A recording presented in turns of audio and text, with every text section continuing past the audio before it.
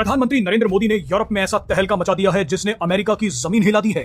PM Modi Europe के साथ एक बहुत बड़ी डील करने वाले हैं, जिसे देखकर डोनाल्ड ट्रंप अपना आपा खो बैठे हैं।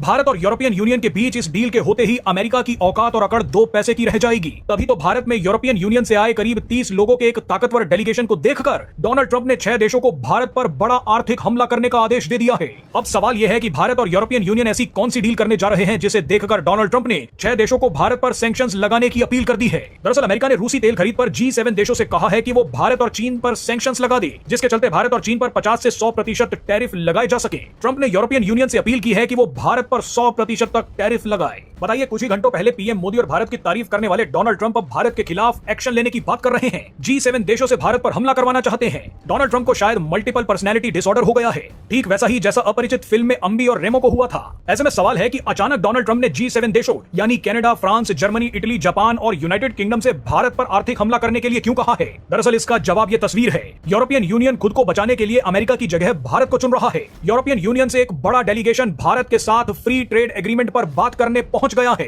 बताया जा रहा है कि इसी साल के अंत में भारत और यूरोपियन यूनियन के बीच एक बड़ा फ्री ट्रेड एग्रीमेंट हो जाएगा। यूरोप का एक देश जानता है कि उनकी बर्बाद होती अर्थव्यवस्था को भारत बचा सकता है, क्योंकि भारत दुनिया में सबसे बड़ी ताकत और एक सबसे बड़ी मार्केट बनकर उभर रहा है। पूरे यूरोप को भारत की मार्केट पर कितना भरोसा है, उसका अंदाजा आप इसी बात से लगा सकते हैं कि अमेरिकी टैरिफ के बावजूद यूरोप भारत के साथ फ्री ट्रेड एग्रीमेंट करना चाहता है।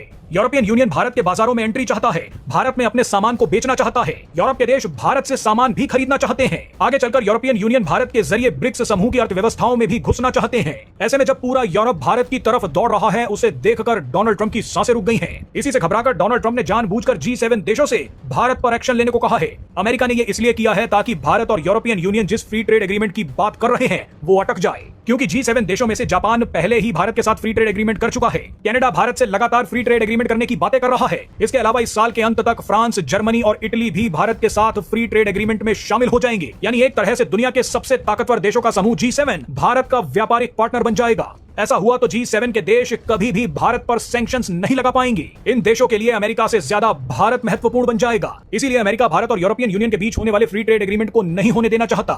इसीलिए अमेरिका G7 देशों से भारत पर हमला करवाना चाहता है।